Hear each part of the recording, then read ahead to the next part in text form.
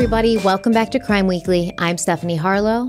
And I'm Derek Lavasser. So today we are diving into part 3 of the Christian Griggs case. And there's been a lot of discourse about this case in the comment section, which is great. It's what we want. Yep. I think, Derek and I both are in kind of engaging in that same thing together while we're filming these episodes, going back and forth. No one knows what happened. No one knows what any of these people were thinking. We can only look at the evidence and the context and try to theorize what happened there. But yeah, lots of discourse. We love it. And the truth is we'll never truly know because the people that were there, Christians no longer with us, and then you only have the other side. So it's only one story essentially. But I do have some house cleaning things about that because some people were, again, mostly respectful, coming at me in the comments, wanted me to respond. I'm going to do that like I always do. I don't shy away from it.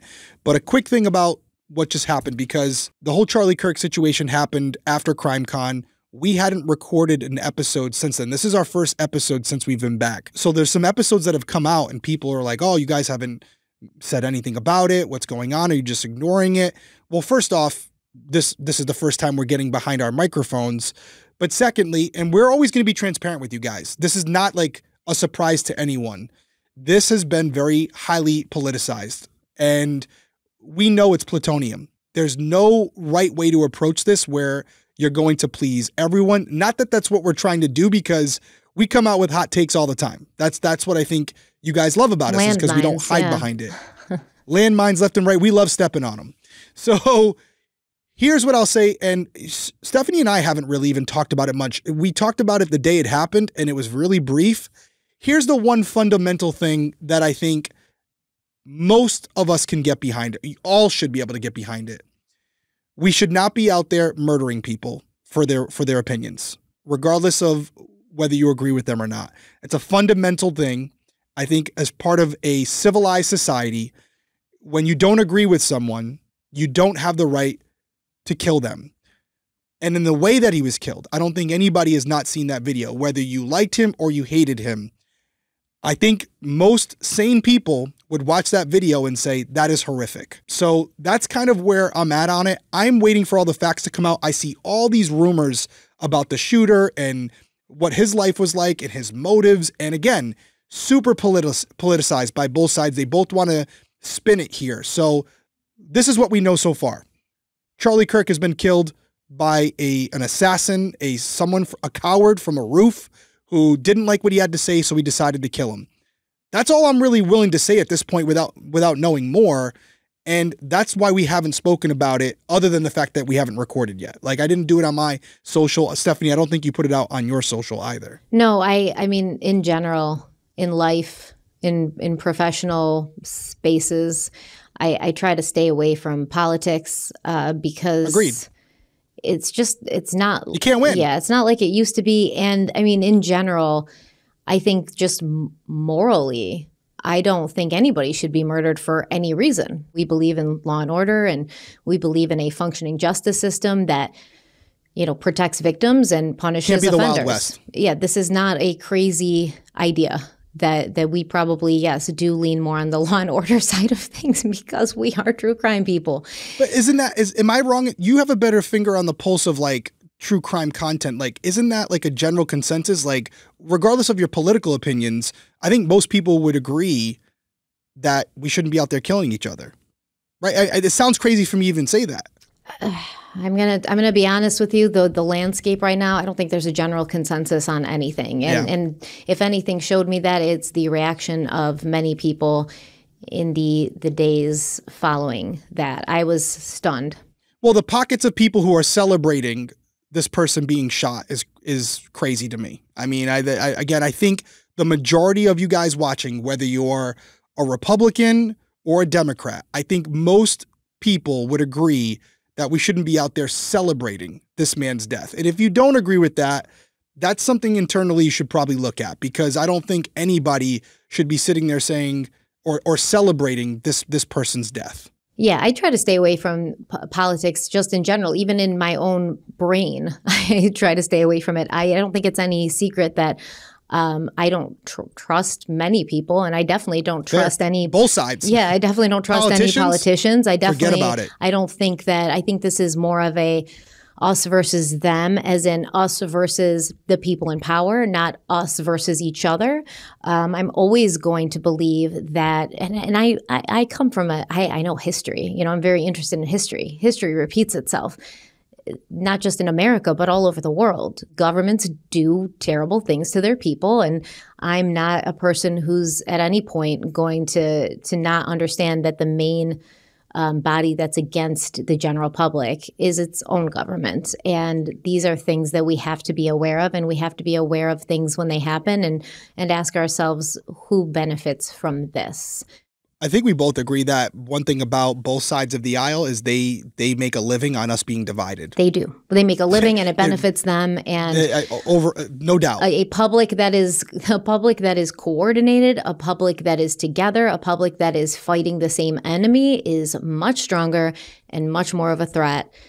And that's all I will say. Yeah, I agree. We all got to come together. I hope cooler heads prevail. I don't want to see any type of retaliation from this, because it's not going to bring Charlie back. It's not going to bring anybody else back. And this isn't the first act of violence involving a political figure. It's happened on both sides. I think this one just really... Forever. Yeah. I think this one really grabbed a lot of people because of the video. That video is just horrendous. Nobody should have to see that. Nobody. No. And I've seen stuff like that. And we talked about it, and I was like, oh, seen that before. And kids are seeing it all over TikTok, all over any social media, that they are exposed to this. And we are becoming so desensitized to violence and death that I don't know. It's crazy. It's really not a great direction that we're going in. Overall, we're going to keep an eye on it. We're going to see what develops from this. We know that the person is in custody. We're going to see what comes of the investigation. It's federal authorities and local authorities working together to kind of piece this all together. And at the time when it's right, if everything's out there and there's an angle we can cover for a Crime Weekly News, we absolutely will. But we have to see, because as of right now, we did put out a bolo on our Twitter when they were looking for the suspect. We thought that was important to use our platform for that. But yeah, I mean, we're thinking of Charlie Kirk's family. Obviously, nobody should have to go through this. I hope that this is the last one we hear about for a while. The last thing I want is for someone to retaliate on behalf of Charlie Kirk and go after someone on the other side. That won't solve anything. And that's all I'm hoping for. I think you said the word unity, just a little bit of unity. I know we're never going to be fully on the same page with everyone, but there's got to be a common ground there where we can all agree at the foundational level, like, we're going to use our words. This is going to be a battle of ideas. We're not going to shut up our competitors or the person who's on the other side by killing them. That's not the way. It's not the way. So that's all we have to say about it for now. Now for this actual episode and a little bit of house cleaning. And again, I won't make it long. There was a couple corrections I wanted to hit that were sent to me by you guys, and I believe it was from Christian's family. They shared it on Facebook or whatever, and you guys sent it to me through Instagram and also email. So the two corrections that they had were, they wanted to say that the first correction is that Christian was not dishonorably discharged. He received a general discharge that was restored to honorable status. The second is... Yeah, but after his death, and we did talk about that. After his death. Okay, we hit that. The second is the correction that he attended North Carolina State University for computer science, but he went to X-ray school while in Georgia before moving back to North Carolina. The final thing that I wanted to point out is I kind of flipped the terminology a couple of times. It was a .22 caliber long rifle, not a handgun. .22 caliber long rifle that was used, not a handgun. Now for the comments directed towards me. Most of it I'm okay with. I thought it was pretty civil discourse in there. I agreed that with you guys to not agree with me. I admitted that I had a bias as a father with two daughters. But the only pushback I'll give is I do have a brother as well, and he's gone through some things with he's now divorced. He had a child custody dispute. And one thing I would tell him, and one thing I would tell all of my friends and family, if you find yourself, whether you're a man or a woman, and you're in a child custody dispute, because this happens every single day, make sure that you bring a law enforcement presence with you to go over to the house, or at minimum, a family member or friend who can stay in the background, record, be a good witness, what have you. I strongly recommend you do not go to these places that your other residences by yourself. So you mean have someone with you document? Document. Number one thing, don't go alone because something like this could happen, right? That's number one. So although I do have a bias, if I were Christian's friend, I would have told him at the time, even as a father wanting to fight to see my child, I would have told him, 1, call the police, 2, let me come with you at minimum. If you don't want to call law enforcement, at least let me come with you to be a witness, to be there to support you, to be there to defend you if need be. That's the number one thing. Now, some people are saying where they're conflating the stories. I'm saying, hey, to me, it looks like it could be self-defense. And then there's some commenters who are saying, well, you're white and he was black. I think you're conflating the two. I think it's two different issues. There's a racial issue and there's a self-defense issue. I'm not really going into the racial element of it because that would force me to go into the mind of Pat. And I don't know what his biases are. I don't know what he was thinking at the time of the shooting. That would be unprofessional for me to sit here and speculate on what he was thinking at the time and what he thought about Christian's skin color. What I can see is the actual And we did speculate. Crime itself. We speculated on that a bit during... We did. You talked about it. During the first episode, we did speculate. And we said, yeah, it could be an issue with his race. It could be. We just don't have evidence of that. So we went as far as we could with that without making allegations that could come back and get us in trouble. The way you approached it was from Pat's perspective, which is the right perspective. But when you're conflating the two of what Derek thinks with what Pat was thinking at the time, that's where you lose me a little bit because I'm not coming from that perspective. I'm looking at the evidence that we have at the scene, ballistics, window, etc., and coming to my conclusion. And I'm going to listen to the next two parts. I know there's a civil court case, there's a criminal case. Yep. I'm open to it. I want to hear what comes out. I also still have questions about the whole air conditioner event. I talked about it last episode where I'm uncertain that actually occurred. Where did he actually push the AC in the window or pull it out? I don't know. I'd like to hear from that impartial third party who was apparently there. Amber, who was there. So I stand behind what I said so far. I love the discourse. I'm okay with the debate. We're not always going to agree. That's why I think everyone loves Crime Weekly, is because it's a civil conversation. We can talk about it and we may not agree by the end of it.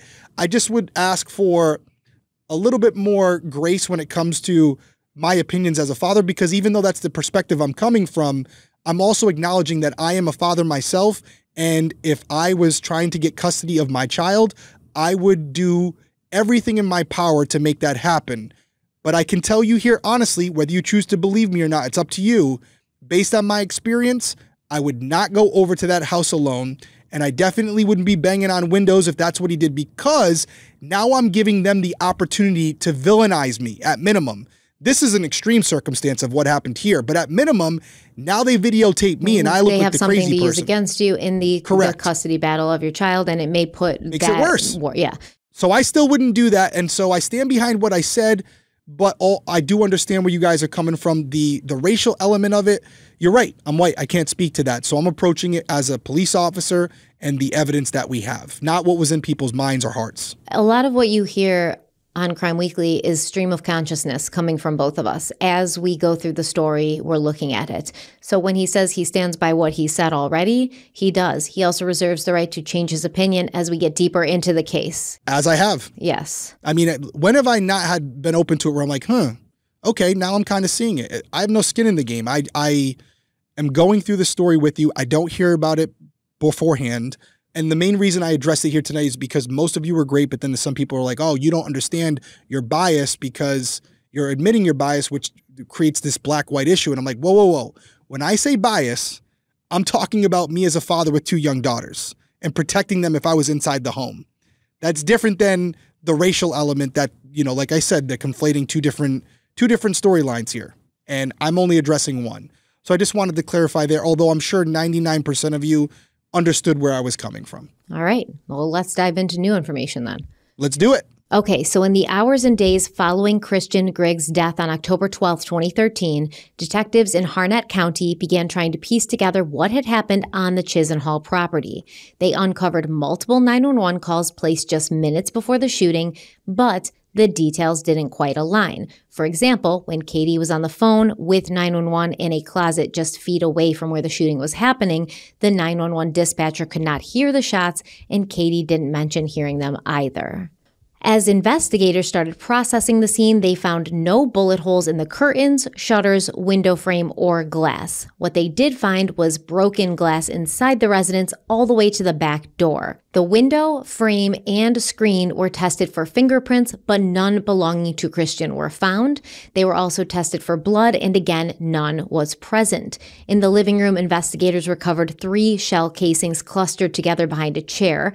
However, despite a thorough search of the house and the yard, the other 3 spent casings were never found.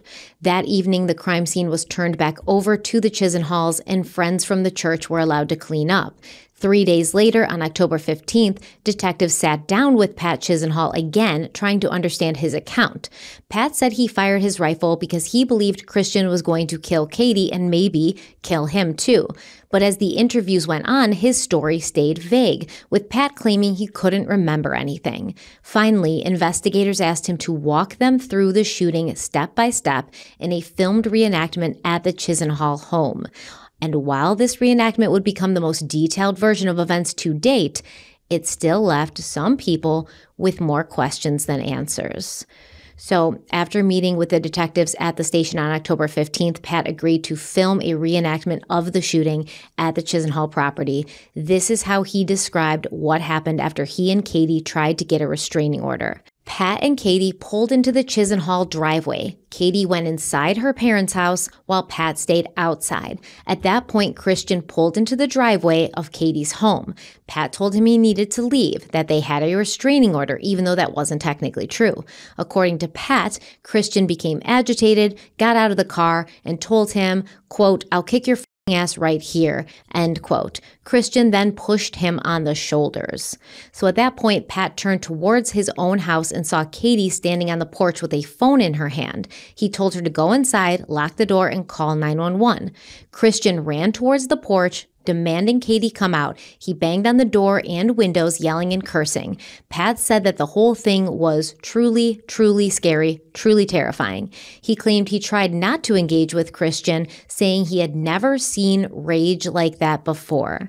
Pat told detectives that while this was happening, he walked over to his driveway, which is on the left side of the house if you're looking at it head on.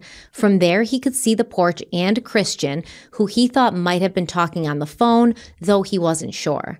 Pat explained that he was already on the phone with 911 at this point. When the dispatcher asked if things were hostile, he answered yes. When asked if he could leave and get to safety, he said he didn't tell the dispatcher this, but he thought to himself, no, I can't leave Katie. Because at this point, Pat's still outside the house and Katie's inside the house. Right, so he can't flee the residence and kind of get in his car and drive away because he's thinking my daughter is still inside. Yes. So he told detectives that he was terribly fearful for Katie's life as well as his own. And when detectives pressed him about where exactly Christian was during this sequence of events, Pat's answer was vague. He said Christian was all over the place, running around.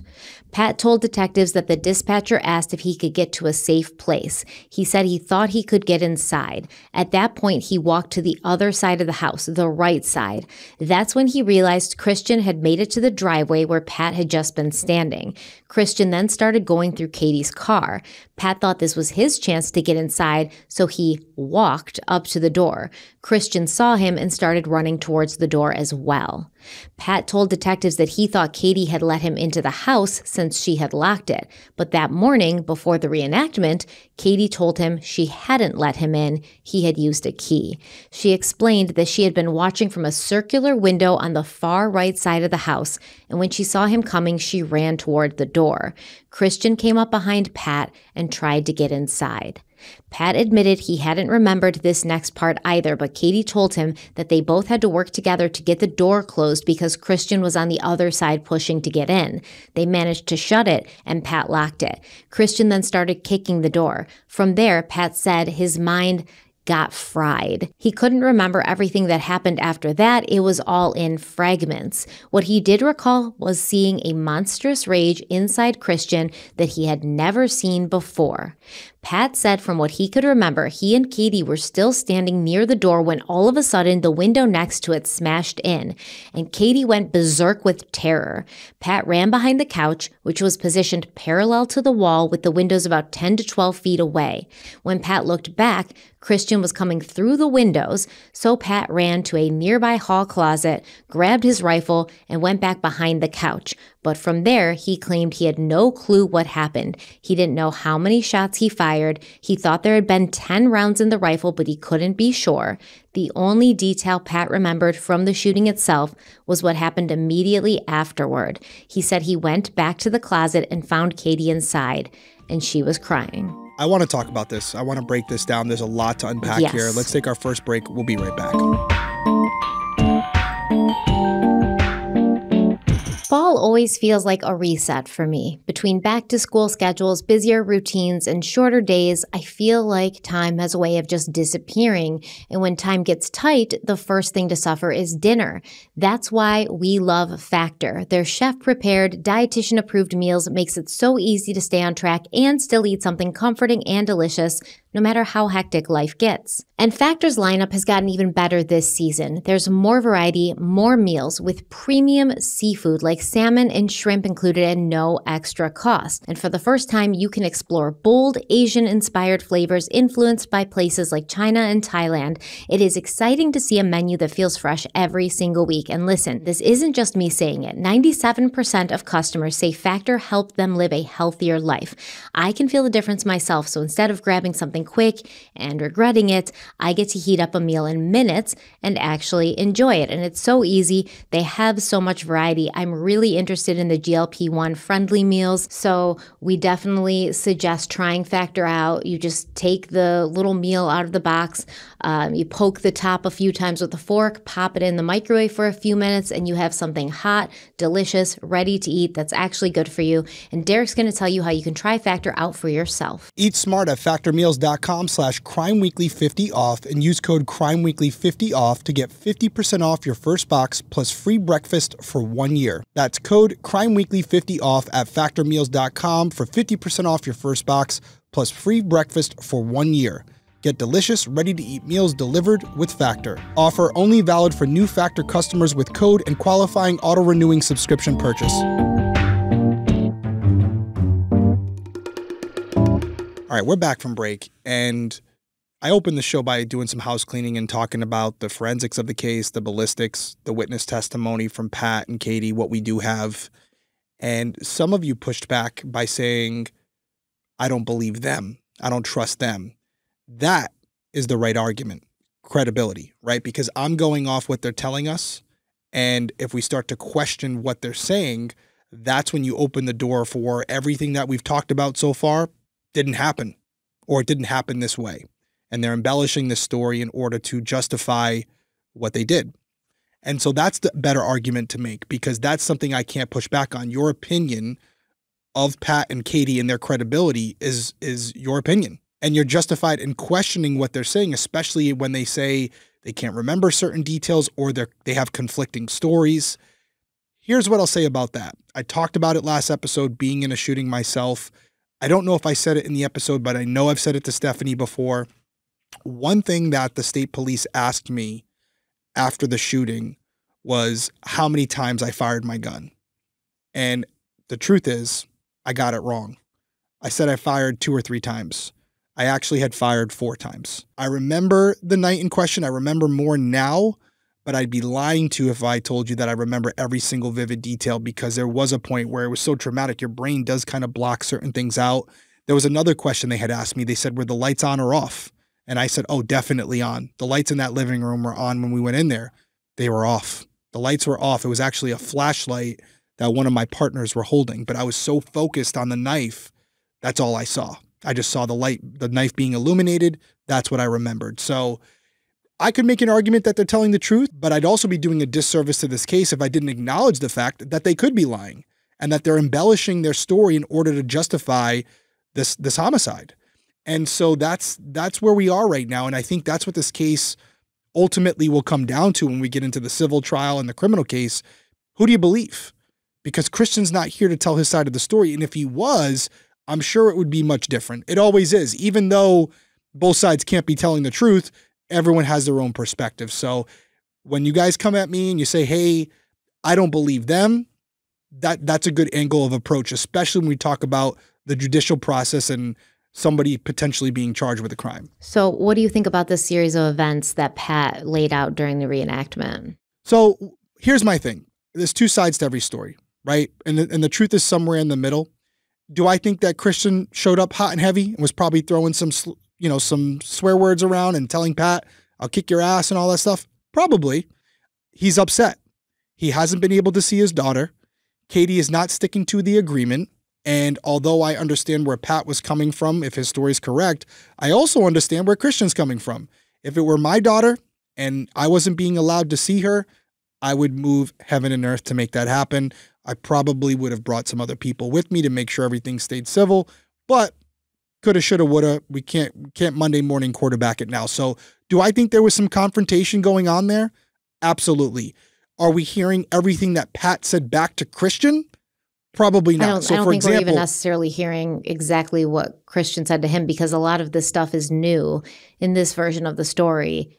And a lot of these sort of movements are different than what Pat had originally told investigators. And I'm not even getting to the movements yet. I'm just talking about, could Christian have showed up and said, hey, listen, I'll kick your ass. But Pat probably said, why don't you try it, buddy? You know what I mean? Something stupid like that guys do, right? Like just something dumb where it's two egos going head to head, and there's probably a lot of back and forth. Do I think Pat was just sitting there kind of being submissive and not saying anything back? Probably not. As far as the actual occurrences that he described, as far as running to the right side of the house and then walking inside the door and Katie letting him in when Katie's saying, hey, nope, he used a key.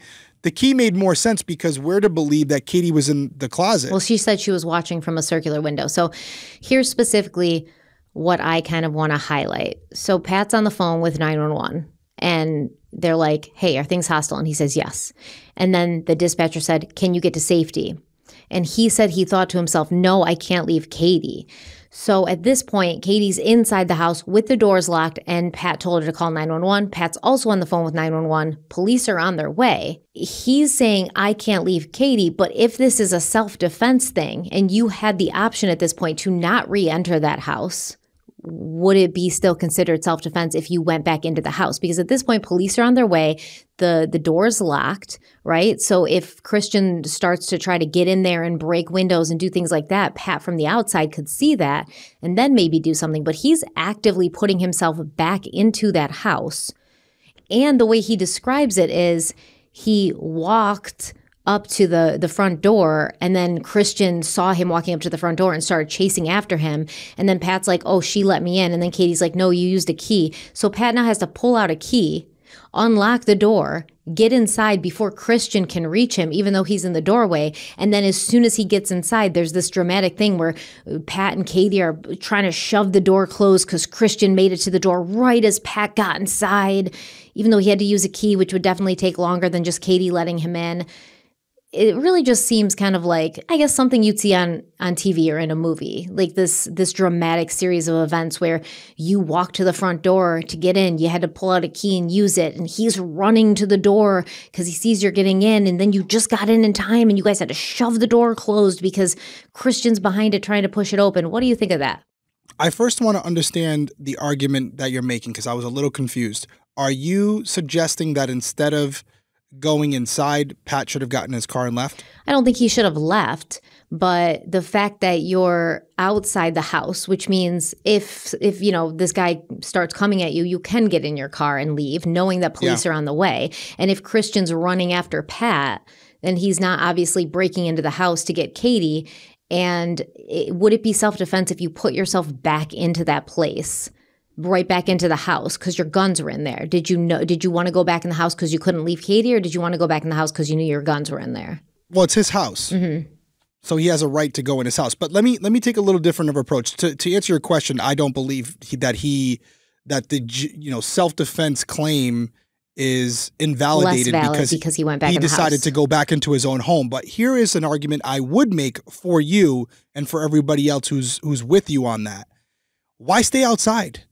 When you show up and Christian's clearly upset, go inside with your daughter. Why are you putting yourself between Christian and Katie? Go inside, lock the door, call the police. Why are you staying outside? Well, if I remember correctly, when Pat had talked to the police before, he said they got there and he said he had an idea that Christian had possibly been there. And then he told Katie, go inside. And then Pat wanted to go check on the air conditioner because remember it was on the porch and he was like, let me go and check on the, and it had been moved. And that's when Christian pulled up. He should have went inside at that point. You know, he should have went. I mean, I don't know how the timing of it. Maybe it was seconds, but I would have removed that would be retreating, in my opinion. That would say, hey, listen, I went inside my home where I have an expectation of privacy. It's my right to be inside my home. I completely removed myself from the situation and went inside with my daughter.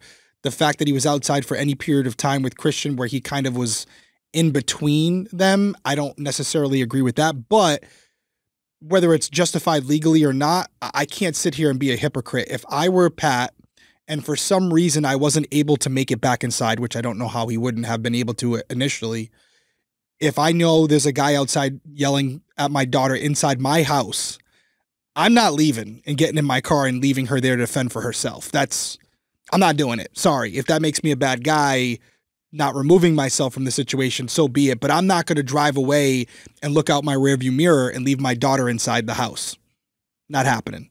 So yes, I think there's somewhere in the middle there where he shouldn't have been outside alone with Christian at all. He should have just went inside, and then there would have never been that need for that dramatic, holding the door shut while Christian's trying to break his way inside. Which I don't think happened. The timing of that is just so like... I think there's some embellishment there. Probably more was them shutting the door, maybe him booting it once, like, where's my kid?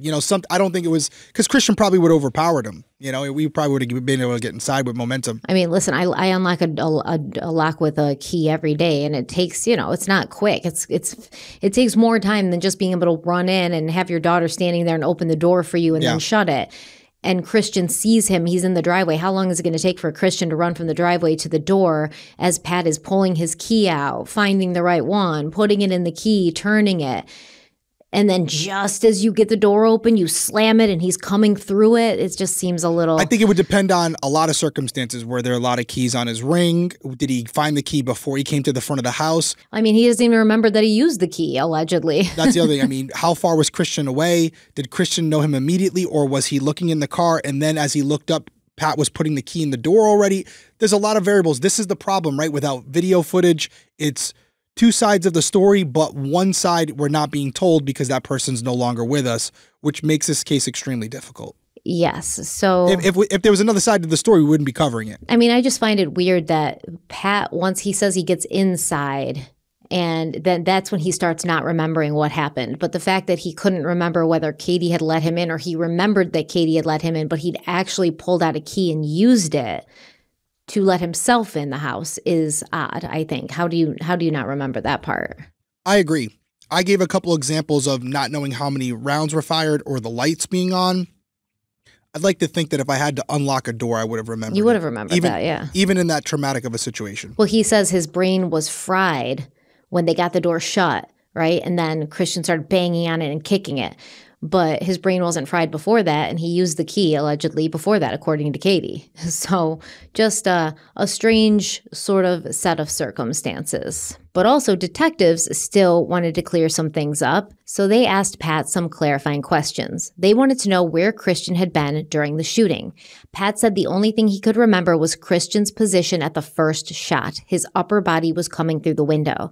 Pat reiterated over and over that he didn't remember anything beyond that. He said he thought the first shot was fired from behind the couch, but even that he wasn't certain about. He also admitted he didn't know how or when Katie ended up in the closet. And with that, the reenactment ended. Detectives left and Pat was allowed to continue living life as usual. But then 2 days later, he was involuntarily committed for psychiatric treatment, and the following day, he was admitted to Holly Hill Hospital. According to his attorney, Pat was treated for PTSD, anxiety, and depression, but not amnesia. He was discharged about a week later once doctors said he had stabilized, though he would continue needing treatment for his symptoms. On October 19th, Christian's funeral was held. No one from Katie's side of the family attended, not even Christian's beloved daughter, Jaden. For the Griggs, that absence only deepened the immense loss they were facing, and to make matters worse, they wouldn't be allowed to see Jaden again. In the months that followed, detectives continued their investigation, looking deeper into Christian's life and his relationship with Katie and the Chisenhalls. They quickly learned that while Katie and Christian had a tumultuous relationship, it seemed that Christian and Pat had always gotten along. In fact, Christian seemed to look to Pat as a spiritual advisor and a respected authority figure. Detectives also learned that Christian didn't have a criminal history. However, he did have a history of police involvement spanning multiple years. Let's start back on December 4th, 2007, when he and Katie were still in their senior year of high school, just before Katie found out that she was pregnant.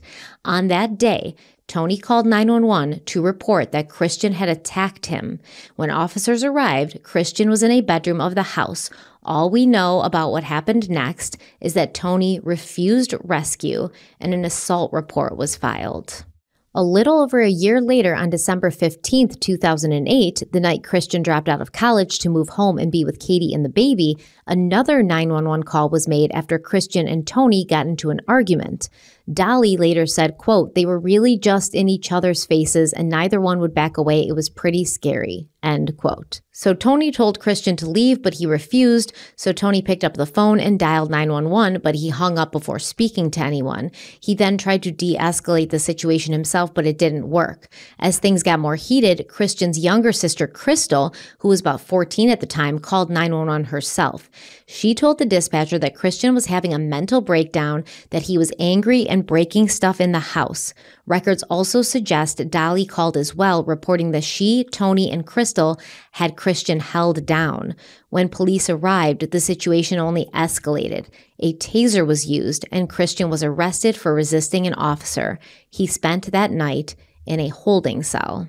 Yes, and we're actually looking at the reports right now. I can't find the police narrative. I'm just seeing what they call the face sheets of these arrest reports. Yeah, it says taser used. That was all I could see. Yeah, taser used. It does say taser used, but usually there's like a police narrative. I would love to be able to read that to get more of an understanding of what's going on here. But just off these two reports, and these are from his own family, I don't think I'm going out on a limb here by saying there's some anger issues there, at minimum. I don't know about all the psychological aspects of it. I'm not going to even speculate on that. That's not my area of expertise. But I think most people would look at this and see these reports coming from his family members and how they were afraid of him. I think at minimum, you can deduce that Christian clearly had a temper. I don't think there's any disputing that. Maybe a little bit of self-control issues. Yes, unable to regulate emotions and things like that. And obviously, even once law enforcement arrived, he still didn't. Yeah, he still didn't calm down. Concerning, that's a problem. To the point where a taser had to be used? That's a lot. Now, we could get into a lot deeper where a lot of you guys have said in the comments, even you, Stephanie, acknowledge it, that there's a racial undertone in this area of the country. And is that part of it? But take that out of it for a second as far as the taser being used. Again, go back to the foundation of this. Christian's family called the police on him. I was just going to say that if there was a huge issue with law enforcement and Christian's family was aware of it, would they have called the police on their son? Only if they really felt they needed him. And that just tells you that they were in fear. And that wasn't only Tony, it wasn't only Dolly, it was his sister. Yeah, they didn't know what was going on with him. They were scared. They were scared. There's no doubt about it. I don't want to look into it more than that. But when we're talking about what we're talking about here in this case, and trying to understand who Christian was and if he was capable of some of the things that Pat's alleging, I think a case could be made when looking at these reports that when Pat says that Christian was argumentative and hostile and scary, you're seeing the same descriptions from his own family. And at least one of these incidents occurred while he was in high school, so that's before he went overseas and saw what he did, which would mess anybody up. So this is something that you have to consider when you're trying to take Pat's statement and verify its validity. Mm-hmm. And so Christian spends the night in a holding cell. In the morning, Katie and her parents picked Christian up from jail. And on the ride home, he told Katie what had happened. That's when the Chisenhalls decided he could come live with them. From that point forward, Christian left his parents' home and moved in with the Chisenhalls. He stayed in a separate bedroom from Katie and the baby since they weren't married. The charge against Christian for resisting an officer was later dropped. Afterward, Christian joined the Army and was eventually deployed to Iraq. By the spring of 2012, he and Katie were living together in Harlem, Georgia. Then, just after midnight on May 19th, 2012, less than a year after he came home from his deployment, Katie called 911 to say Christian had locked himself in a bedroom with a gun. She told dispatch that she thought he was going to take his own life. 2 officers arrived, and one of them later wrote in a report, quote, "I met Katie at the door and had her step outside. PSO Williams and I knocked on the bedroom door after announcing ourselves. Christian came out of the room and initially appeared agitated, but he appeared to calm after we began talking. Investigation revealed Christian had opened his gun safe and the weapon was partially out of the safe. Griggs stated he had the weapon out to scare his wife and had no other intention to use it in any other manner. After speaking with Christian, he expressed he had been depressed after coming back from overseas and was battling an addiction problem as well as separation from his wife. The weapon, a Ruger 9mm silver black, was taken into custody for safekeeping. Katie, with their 3-year-old daughter, decided to go stay somewhere else for the evening. Christian remained calm during the incident. No further action was taken at this time." End quote. Okay, so this is, opening a whole bunch of new things that we do need to discuss. And we're going to go to a quick break. We'll be right back. Fall is in full swing, and it's the perfect time to refresh your wardrobe with pieces that feel as good as they look. That's why I've been reaching for Quince this season. Quince has all the elevated essentials for fall. Think 100% Mongolian cashmere sweaters starting at just $50, washable silk tops and skirts, and perfectly tailored denim. Honestly, the quality feels designer level, but the prices don't make me cringe. I've been especially eyeing their wool coats lately.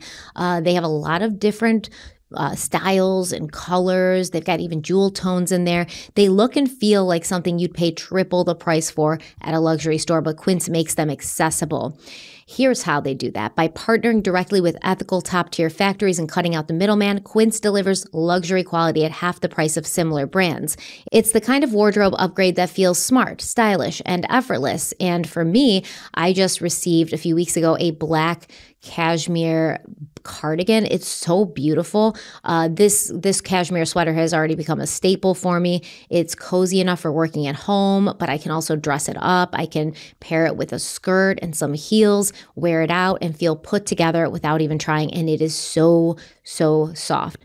So we definitely suggest you check out Quince. The holidays are coming up, so you can give some really beautiful items to your family and friends, and they'll think you spent a lot more than you did. Absolutely. I just wore a Quince shirt that was sent to me right before CrimeCon. So if you look at some of the photos, you see me wearing that black long sleeve shirt. I just got that in the mail like 2 days before I went to CrimeCon. Gave it my size. Perfect fit for me.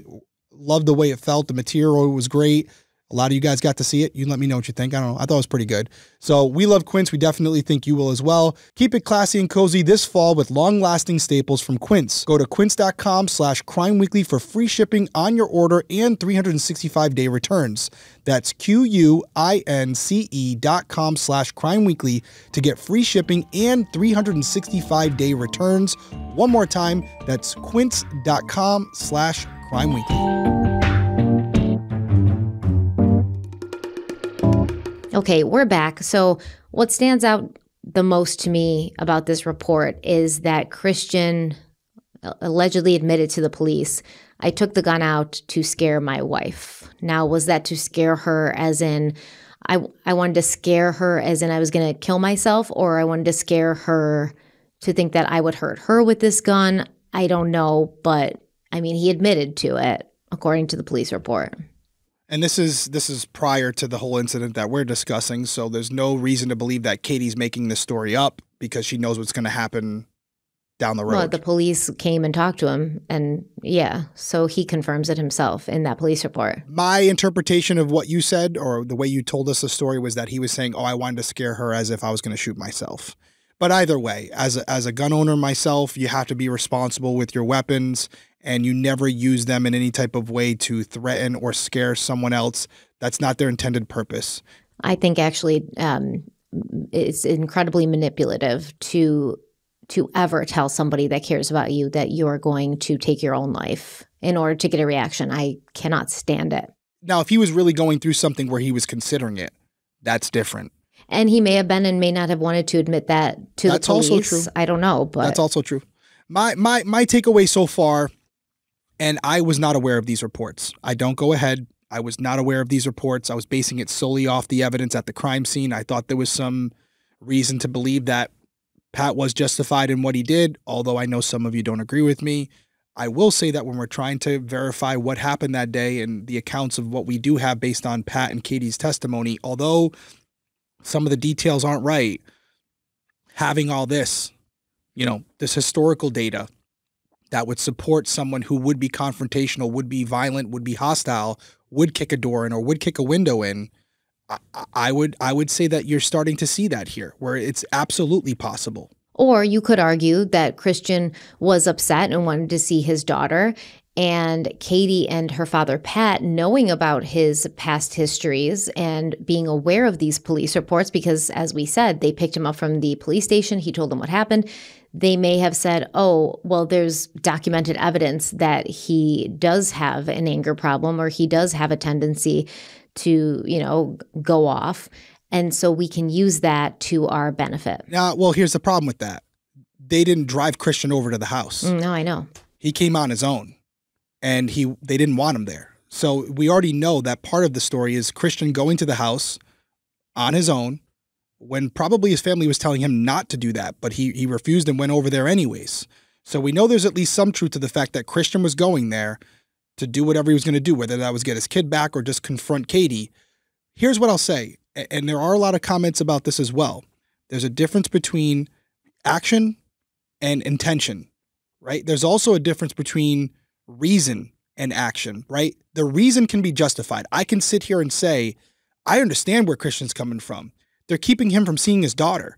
That shouldn't happen. And we know that there's a lot of times where you have these custody disputes and one party will manipulate whatever they can to make the other person look like the bad guy in order for them not to be able to see their children. And it's wrong. In every way, shape, or form, I don't condone it. However, going over to the house, even if I feel personally that Christian's reason is justified, and I can understand that, his actions are not. He went over to the house initially the day before because that was when he was supposed to take Jaden. And he was blocked from doing that, so he went back the next day to try again.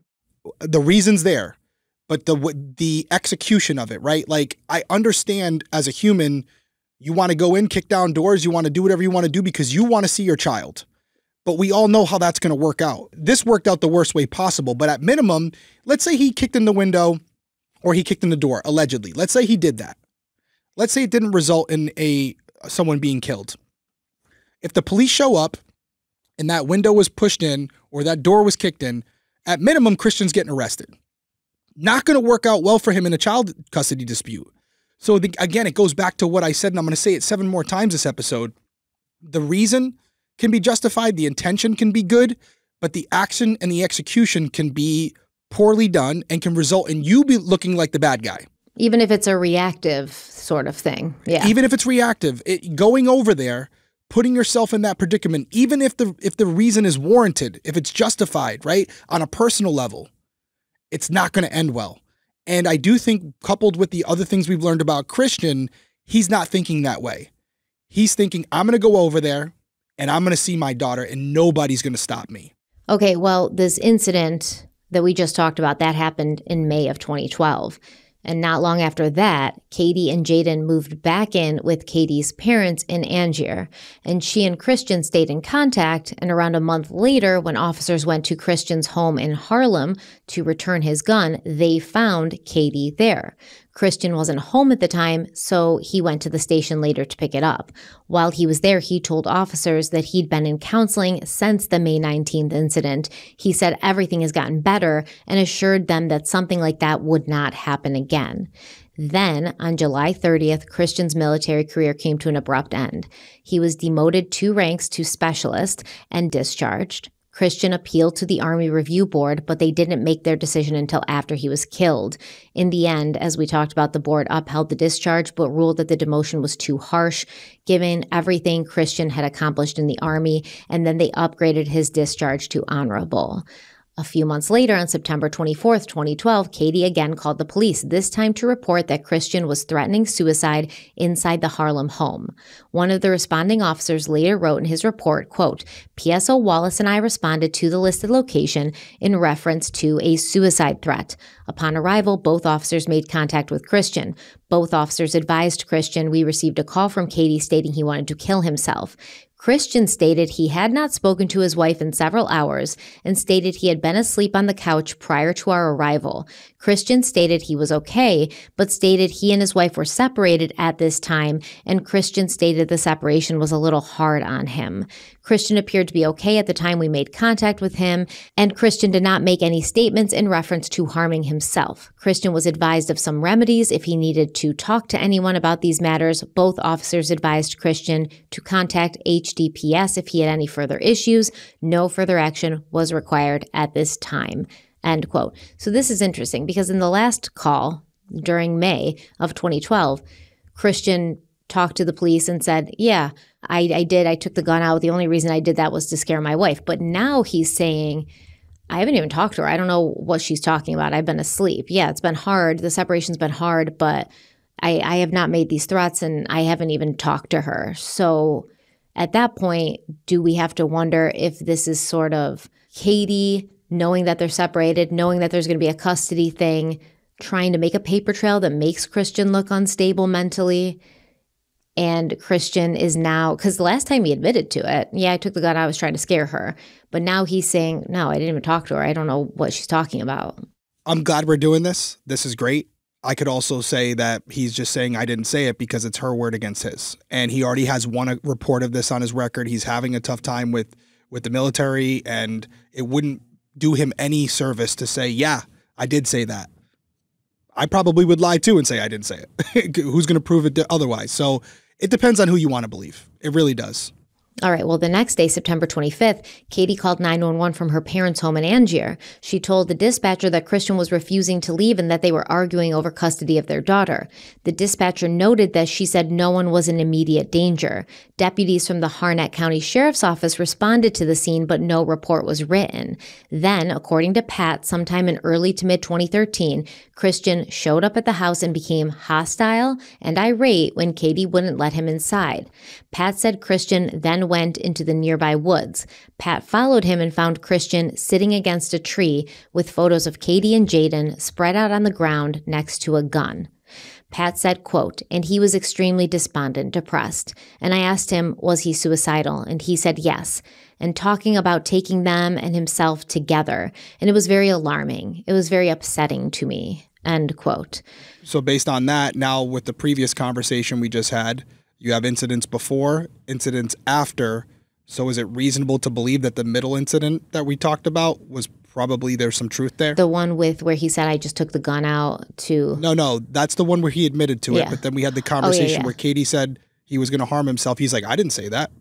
But now we have a physical interaction here where Pat's saying with not only the physical interaction told to us by Pat.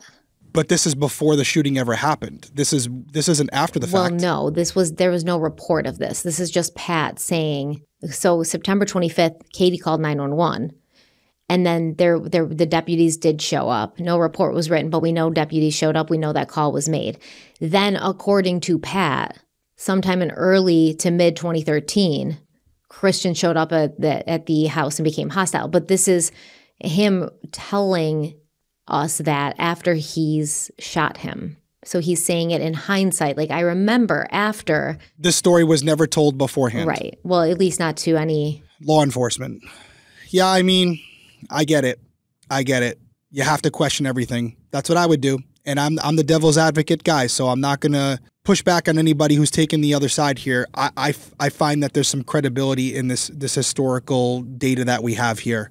I think it's a combination of Christian as a child and some of the temper control issues that he had, couple that with what he experienced overseas.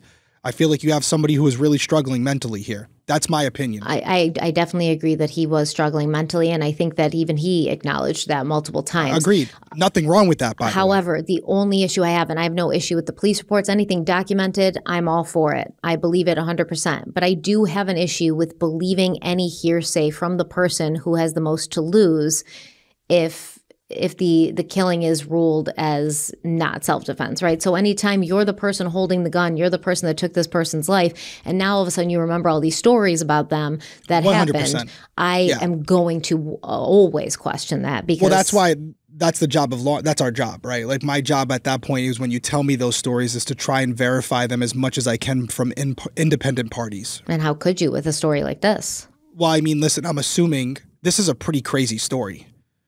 I would assume that Pat told a bunch of people this. I would assume that Katie told a bunch of people this.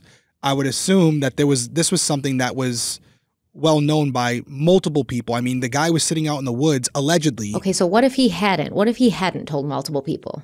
Well, then you can't verify it. It's something that you write down, you document, but it doesn't hold as much weight. You said it was a crazy story. You'd assume he would tell multiple people. What if he didn't? Then would you believe that story less? I definitely think it hurts the story. Yeah, absolutely. I would imagine that there would be other people who would be aware of this occurrence, possibly even like Tony and Dolly. I don't know what type of communication they had with Christian's family at that time, considering, Christian was kind of back and forth between the families. But if they all want to help Christian, which I believe at the core they did, this would have been a discussion where Pat would have left this incident and said, Christian really needs some help. He's going to hurt himself or he's going to hurt Katie and Jaden as well. Exactly. So I think you just heard this guy who's sitting in the woods next to a gun with pictures of your daughter and your granddaughter. Yeah, and he said, it's horrible. I want to take myself out and I want to take them with me. You'd think that would at least, elicit a call to the police just to have it on record. No. Or you would tell a friend or somebody like that, right? You would tell somebody just in case, if anything ever happens, this is what happened. But Pat said he convinced Christian to hand over the gun, but Christian refused to seek psychiatric counseling. Pat never called the police. The only person he told about the incident was his wife. Which I can understand. I can see that. Did his wife ever confirm this story? I mean, it doesn't really matter if she confirmed it or not. She's his wife, so it's not a super reliable source. But that's where we get into, right? I'm just saying, if this was a real story, this is a very real threat to your daughter and your granddaughter. And you already kind of think, hey, this guy's a little, unstable. He's going through some stuff. Yeah. And he said, Pat said it was alarming. It was upsetting to me. But you didn't tell anyone but your wife, which is convenient because, of course, his wife's always going to back him up. That's all I'm saying. I'm not saying that Christian wasn't in a bad place. I'm not saying that he didn't threaten to take his own life, but adding another layer of now he's threatening to take Katie's life and his daughter's life. I think it's another step that I would need more evidence besides the person who killed him to say that. I would agree with that. Yeah. I would agree with that. You definitely want more, but unfortunately, sometimes that's not what you have. And then you have to look at what he said and look at what the wife is saying, and you just have to document it. I get what you're saying. There's motive there to lie, but you could also say that this is part of the reason Pat decided to pull the trigger. If this did actually happen, knowing all of this, when he says, I thought he was going to kill me and Katie, if this did actually happen where Christian made comments like this to him, that would be justification to believe that Christian was going to hurt them or kill them if he was able to get inside. I agree. I think all of these incidents of the police having to be called and guns being involved would make someone like Pat feel, if I don't escalate, then they will. Also, though, with my reservation of you never called the police, even though that's a pretty viable, scary threat. And 2, you never told anyone but your wife. And 3, despite all of this happening, Pat later allowed Christian to move back in with Katie and Jaden.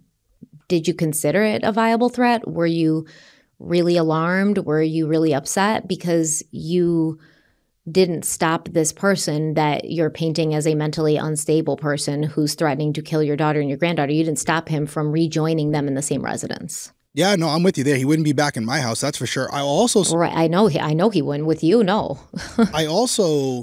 What's interesting is that people believe Pat really hated Christian and that this was something that was boiling over and he was looking for an opportunity. I would say there's no evidence of that, yeah. But people saying like maybe because of the color of his skin, that he didn't like him. From what you've relayed out to us tonight, it seems like Pat and Christian were pretty close at one point, and Pat gave him multiple chances to live under his roof. So it doesn't sound like a guy who hated Christian and was looking for an opportunity to separate him from his daughter. But also doesn't sound like a guy that genuinely thought Christian would hurt his daughter or his granddaughter. That's fair. That's fair. I think if he let him back into the home, either Pat's dumb or he felt like, hey, Christian's going through a bad time. He's dealing with some things. We're going to get through this. He let him back in the home. And then a few weeks later, after Christian asked for his gun back, Pat returned it to him. Yeah. Yep. And around that same time, Pat also baptized Christian in his backyard pool. So maybe you're right. Maybe it's just somebody who's like, I'm going to help this kid out. We're going to get him through this. I'm an arm of God. I think everybody's redeemable. Everybody has good in them. You just got to bring it out, et cetera, et cetera.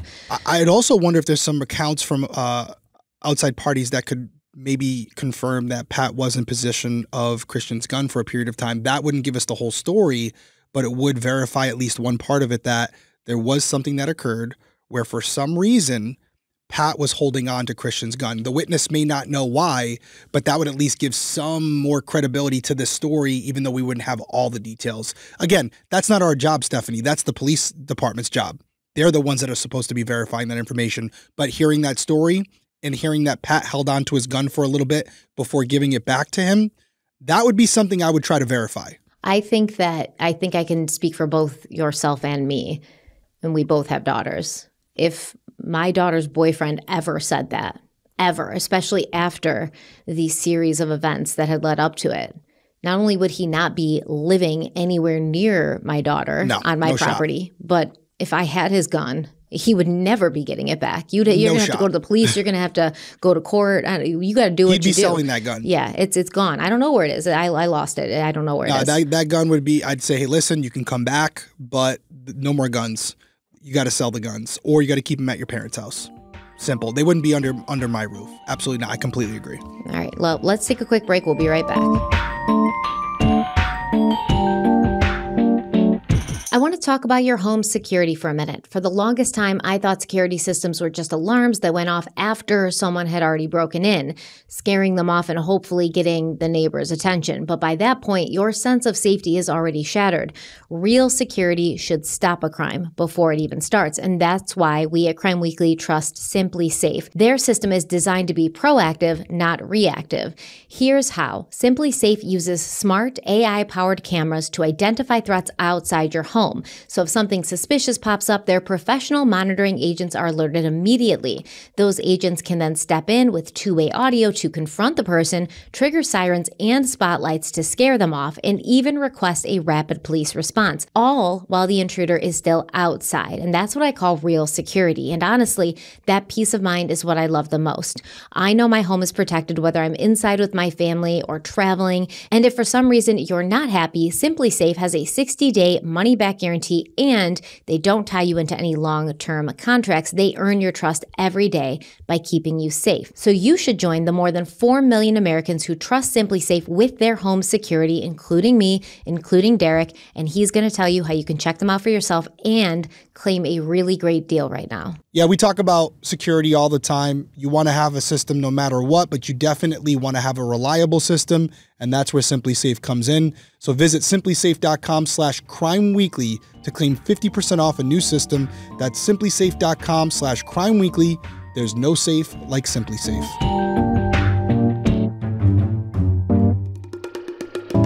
All right, we're back. So Christian's parents, they later said they never knew about these suicidal threats. Neither Christian nor the Chisenhalls ever told them about it.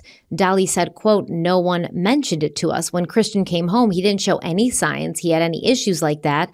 I know that the biggest thing he said to us was that he wanted to be there for his daughter, and that was always first and foremost. That was on his mind." End quote. The next 911 call was on October 11th, 2013, the day before Christian was killed. This is the call involving the air conditioner. Like we covered in part 2, there was 3 different accounts of what happened with that AC unit, and none of them matched. It's unclear which, if any, are accurate. What we do know is that when Christian got to his parents' house later that evening, he didn't seem especially upset. Certainly not like someone who had just ripped an air conditioner out of a window. I personally don't find that to be any sort of evidence that he did not do that. My evidence, it's like, but you had to drive home to calm down. Yeah. Right. Everybody does that, not just Christian. Yeah. I mean, they're one person to a certain individual, and then when it comes around their family and friends and parents, they're the best thing. Or, I mean, just in general, it's like I was rageful when I ripped the air conditioning unit out of the window, and now I feel better. It's like, but I consider Amber, who was Katie's friend, I consider her testimony of it a lot more important where she was like, I was there. He was like at the window and things, but I never saw him remove that AC unit or push it in or pull it out. That's more of an important kind of testimony to me. I agree. What is she? She has no skin in the game. Yes. Well, actually, you'd think she'd have more skin to defend Katie being her friend. Most people, I'd like to think that regardless friend or foe, they're not going to lie to police, because if you do, now you're in a storm as well. At that point, Christian's dead, and it's like, holy shit, I'm not trying to. Exactly. I don't want to get in the middle of this. I'm not lying for nobody. I don't want to be in this. I'm just going to say what I know, and I'm going to fade to black. I don't want to have anything to do with this. Yep. Mm-hmm. So after learning about all these 911 calls, the investigation into Christian's death continued. Detectives stayed tight-lipped about what they were finding, repeatedly telling the public they still weren't sure whether they were going to press charges against Pat Chisenhall. Then, at the start of January 2014, Christian's autopsy report was released to his parents. That's when they learned for the first time that Christian was struck once in the top of his left shoulder, with the bullet traveling on a downward path. That wound was not fatal. Another shot entered his abdomen, just above the navel, moving from left to right and slightly downward. That shot also was not fatal. The remaining 4 bullets all entered his back, and those were the fatal wounds. They came in pairs, hitting his lower to mid-back and traveling upward. 2 fragments lodged in his spinal column, leaving him paralyzed. The pattern of injuries indicated that Christian was either face down or bent forward from the earlier shots when he was struck in the back. This left Christian's parents wondering how Pat's story of shooting their son through the window could be true. A few weeks after the autopsy results were available, a detective with the Harnett County Sheriff's Department came to the Griggs' home to tell them that the homicide investigation was officially being closed with no charges filed. According to the Griggs, this detective said that Pat was an upstanding member of the community and not someone they believed was capable of murder.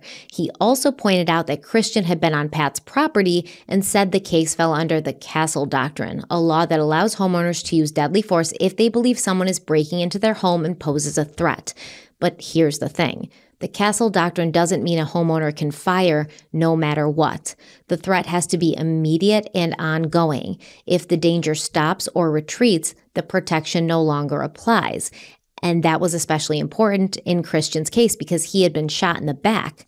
When the Griggs asked about how self-defense could explain those 4 shots, they were told Christian may have been turning inside the window when Pat fired continual rapid shots from his semi-automatic rifle. Detectives also mentioned that they did not believe Katie pulled the trigger despite her history with Christian. The Griggs asked if gunshot residue testing had been done on Katie and Pat, and they were told that no testing had been done. Yeah, so assuming it was Pat that fired the rounds, because GSR should have been done, it wasn't. But assuming it was Pat that fired the rounds, I believe it was episode 1 where I said this, maybe episode 2. It's all a blur at this point. This is the key to the case right here, right? I think it's very easy if you take everything at face value to justify the first 2 shots. Christian's breaking into the window. He's leaning inside the window. You fire 2 shots. That's it, right? It's those 4 shots in the back, right? There is a possibility that as this all happened in a matter of seconds, I just said to you guys a little while ago, I didn't remember how many shots I fired. I just fired until this threat was over, or at least I perceived that the threat was over, right? In Pat's opinion, from his perspective, Christian still being in the window, even though he was turning, he may have felt that Christian was still a threat and was just trying to use his back to maybe break through the window. I'm not even going to attempt to explain what Pat was thinking. However, the other side to this, which you just explained through the Castle Doctrine, is that if Christian realized he had been hit and said, oh man, I just got shot, I'm out of here, and decided to retreat and get away from the window because he knew he was injured, and Pat continued to fire, that is not justified. That now goes from self-defense to murder. And the same thing could be applied to Rhode Island. If someone breaks into my home and I shoot them to protect my family. And at that moment, whether I hit the person or not, they decide, wow, I chose the wrong house. And they start running out of the house, and I go down the stairs and I shoot them in the back. Guess what? Even though they're inside my home, that is now first-degree murder, or at least second-degry murder. These 4 shots, this is the linchpin of this whole case. So let me ask you something, because Christian was not found in the window. He was found on the porch. On the porch, of course. Yeah, he wouldn't have, yeah. So if those 4 bullets that all entered his back and were fatal, as we know, 2 fragments lodged in his spinal column, leaving him paralyzed. So if he was in the window, turning in the window when those shots were fired, how would he have been able to get back out onto the porch? Well, when you look at the picture, we can put it up right here. The window is on the porch, so he would have slumped right down right there in front of onto the porch. But there was no blood on the window from him. It wouldn't necessarily be blood. There wouldn't necessarily be blood, especially the way it enters and where it enters. Does it hit an artery? Does it hit something that has a lot of blood in it at that moment? I mean, there was no blood on the porch whatsoever after the shooting. There was no blood on the window frame, the window itself. Yeah, if he's in the window when he's being shot 6 times. So, well, he's outside the window, right? Like, he's not inside the window. He's on the window. He's pushing it in, allegedly. He said his whole upper body was in the window. In the window frame. Like, not in the glass. So what I'm saying is the bullets are traveling through the window towards Christian, and he's inside the window frame. It doesn't mean there's going to be an explosion of blood when he's hit. That's what I'm trying to say here. Like, he broke through the window. Correct. And then his upper body was through the window frame. So, like, a portion of his body would have been inside the house. Correct. I think our interpretation of inside the house is different, which could be the disconnect here. I'm assuming that, like, I don't think his head and shoulders were inside the window. But let's go down that road for a second, okay? If he is inside the window, head and shoulders, right? And then the window kind of like, it goes inward. It doesn't open upward, so it like kind of folds inward. If his head and shoulders are inside the window, that explains the first 2 shots, okay? Shoulder and the abdomen area. However, this would go against Pat, by the way. If his head and shoulders are inside the window and you can clearly see Christian making eye contact with Pat from inside the house, then he knows what he's shooting at that point. And to be shot in the back, you're not going to twist around inside the window. You would back out of the window and retreat. And so at that point, in defense of anybody who says this is not justified, I would agree with you there. If Christian backs out of the window, turns around, and then proceeds to go off the porch, but before doing so, Pat fires 4 more rounds, then that's a problem for Pat. The other angle, which I was saying, is he's in the window, he's trying to break it out, his body is inside the window, he's not necessarily through yet. So as Pat is shooting, and there does appear to be some type of blinds there as well, he might not have a full picture of what he's shooting at. And when he shot Christian in the shoulder and in the abdomen, he wasn't even sure of that. So he continued shooting until the figure that was inside the window was no longer inside the window, which would have been when Christian slumped down onto the porch. Yeah, I'm going to try to clarify this. And there's a few people, I mean, we can even ask Christian's family, but I want to try to clarify this. The body positioning of Christian. The only one who would know would be Pat.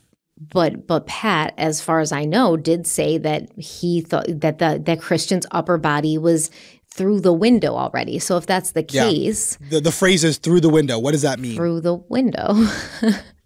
So if that's the case, the way I see it is you would have gotten shot, and then if you got shot in the back, because they said he was turning in the window, if you got shot in the back, you're paralyzed. That's where you would have remained. You wouldn't have been able to. You sort of would have been folded over, half of you outside, half of you inside. So we do have to clarify that. But we do, because I definitely, weighing down in the comments below as well, like, I'm not seeing him so far in the window that when he's shot in the back, he would fall backwards and laying on the window as it's like ajar. I see it more of his arm, his chest, maybe in the window frame, through the window. And then as he's spinning around in the window, as he's being shot at, he falls forward, right? He falls forward because his momentum is taking him away from the window as he's shot in the back. Which, by the way, still doesn't paint a good picture for Pat.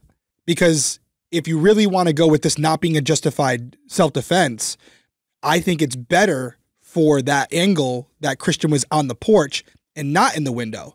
Because if he was found laying on the window, then that means as Pat was shooting him, he was still technically inside the home. You know, as we're going back and forth on this and we're debating what position Christian was in when he was shot during, you know, each individual shot, you know what would have really helped with this? Using the kaleidoscope system, which is a laser system, or using trajectory rods, right? Recreating the scene, using a mannequin. You mean doing police work? You know, that little investigatory thing where you kind of whip out the old tools and you actually do a little detective work, because what you could do, put a mannequin in that window, have Pat tell you how Christian was positioned. Well, I can't remember. Remember, his mind was fried at that point. Well, regardless, you based on how Christian's injuries are, right? The angles in which they go into his body, you recreate that scene where you lay Christian on the window, you lay the mannequin on the window, and you trace each round. And you see what angle Christian would have had to be at in order for those rounds to enter his body at those angles, right? Yes. And then that would have kind of put it to rest, because we wouldn't be going off Pat's story. We'd be going off the science. So trajectory rods, little glow sticks, right? You put them in the wound on the entry side, you put them out the exit side of the wound, and you can determine the angle in which the individual was shot and where most likely they were shot from. The fact that we don't have that is not the way this should have been done, because we're going off Pat's story. And I will tell you this might surprise you, Stephanie. As we're breaking down the shots themselves, I still stand behind the fact that if I'm inside my home and an individual, whether it's the boyfriend, the husband, the father, the baby's father, I don't care. If I lock my door and I tell you to go away and you break inside my home, I am justified in protecting my home. However, the extra 4 shots, I'm reconsidering how this would have been, regardless of what Christian did before or after. I'm reconsidering these 4 shots and if they're excessive, because if they are, even though the initial shooting would be justified in my opinion, there's also a possibility that it is self-defense at 1 second, and the next second, it's now a murder. 2 things can be true. I know I say it all that time, right? Like, so I really have to dissect that, and I have to digest it for a little bit as we go through this episode, because I can agree with one decision in this whole ordeal, but ultimately decide that the shooting itself was excessive and therefore makes it not justified, not self-defense. Yeah, I guess if the first 2 shots happened and then Christian began to retreat from the window. Right. If he's pulling himself out. And you're still shooting. He turns his back to you. He's not going to come through the window with his back. Which appears that's what happened, because he was shot in the back 4 times. I don't necessarily disagree with you. That's concerning. Yeah. That is concerning. I agree. Overkill. And that's why we cover these cases, right? That's why we talk about them. That's why we don't come up with an opinion right off the rip, and we're open to changing as we go.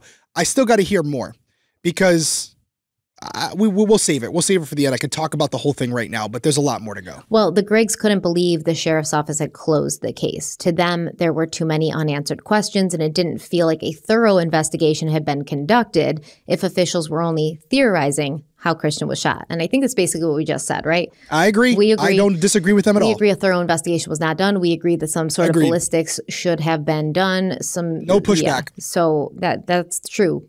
So Christian's family has every right to feel that way at that 100% point. 100% warranted. So they were devastated by the decision and by the claim that Christian had been killed in self-defense. Wanting answers, they met with the district attorney to question both the investigation and the conclusion.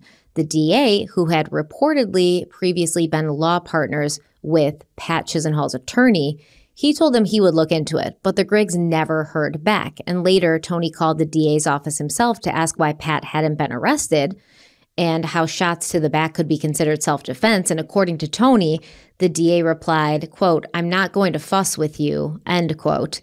Then the conversation ended. Now, once again, we have, this is Tony's version of what the DA said. Now, does this sound like something the DA would have said? Yes. We've seen in many cases. I've had it happen to me. Yeah, we've seen in many cases DAs make a decision and then that's Allegheny it. County. Yeah. Hated me. Yeah, they kicked me out of their building. Yeah. Did you ever see the Breaking Homicide episode? Who was the victim? Cody Joyce. Yes, I did. Kicked me out of the building. Yeah. And they're like, we've already made a decision on this. And yeah, okay, we'll look into it. They're just. How could you kick this face out of your building, Stephanie? I could do it. I had my cool brown leather jacket on. My hair was all slicked breaking back. homicide jacket. Yeah, that jacket, man. That was definitely retired.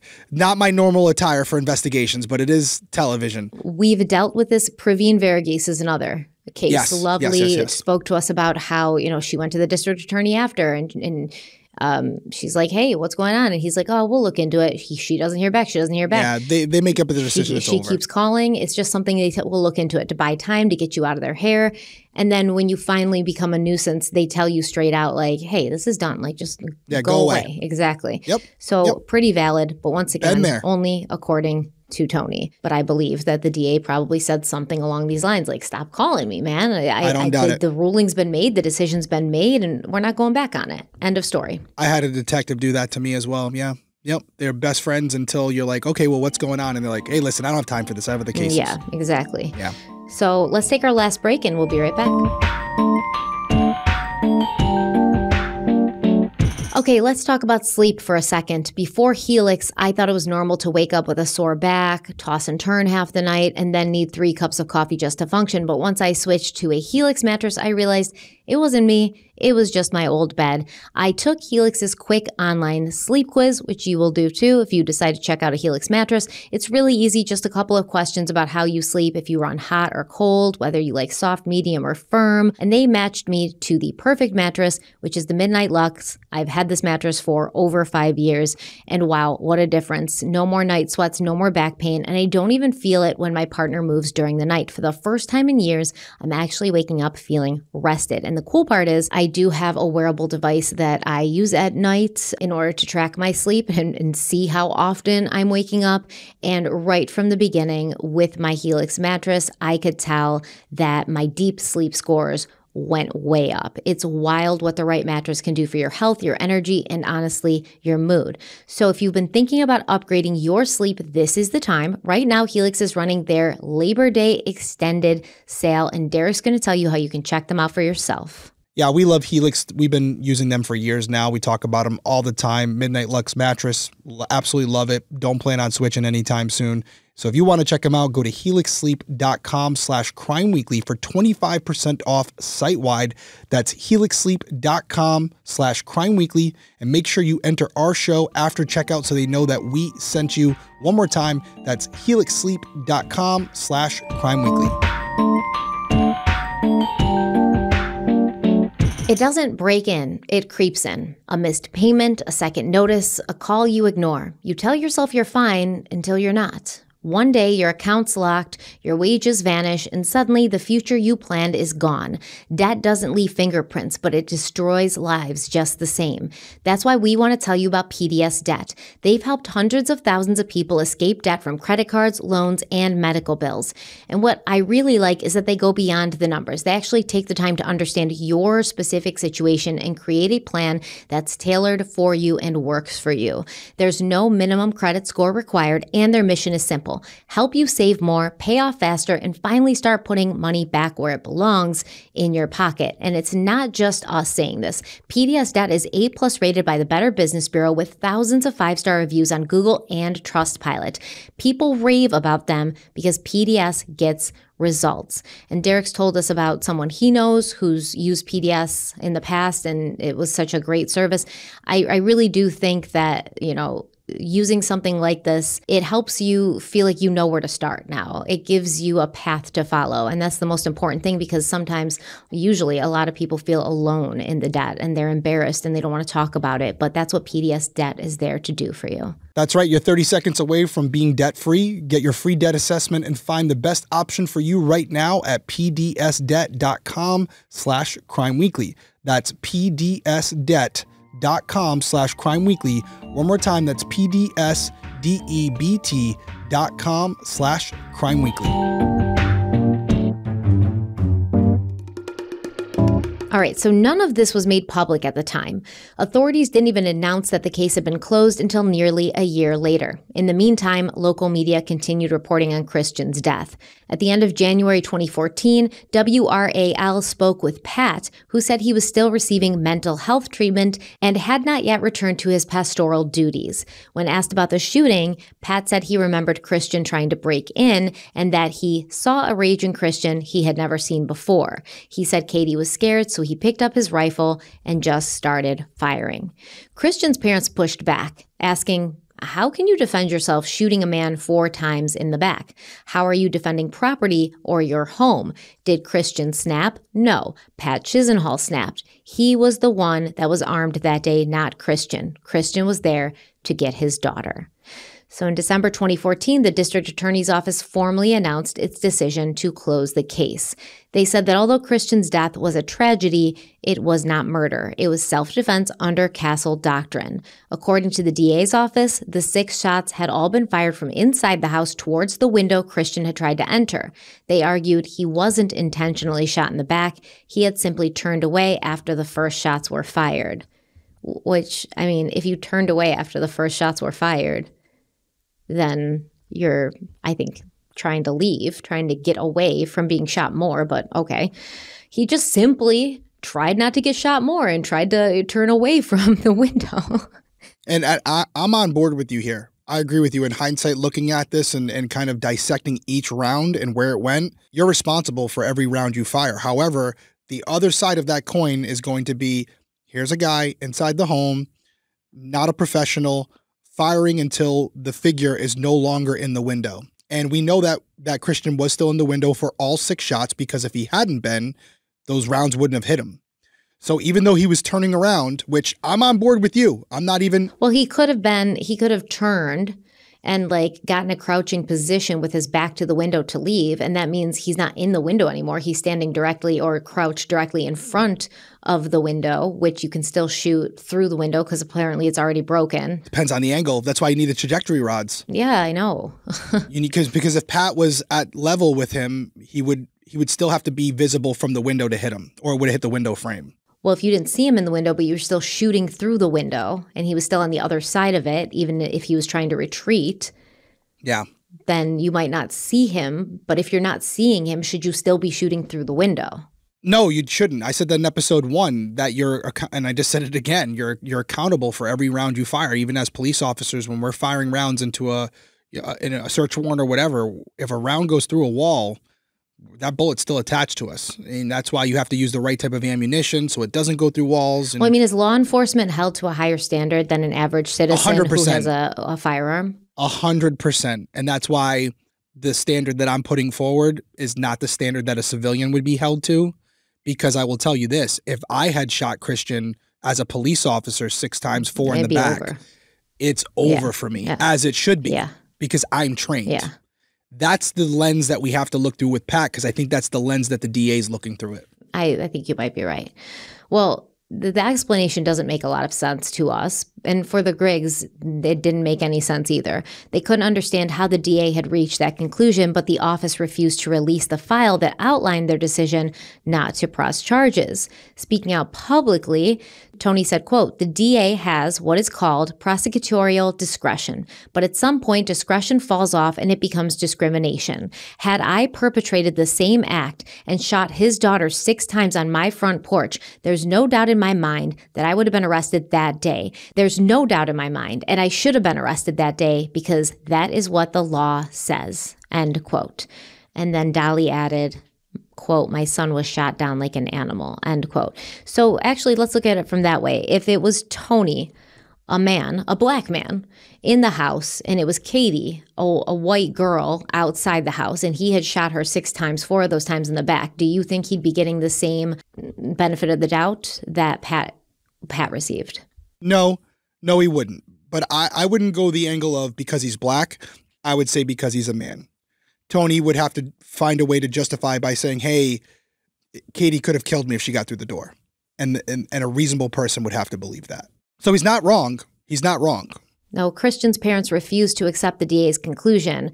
They repeatedly asked the DA's office to bring in the State Bureau of Investigation for an independent review, but the office always said no.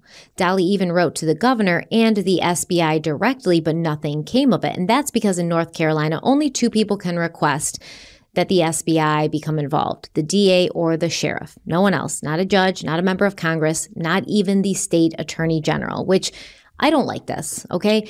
If you're so set on your decision and you believe you're right, you should not be blocking a different investigation, an external investigation. You should not be blocking another body of law enforcement coming in and looking over your investigation.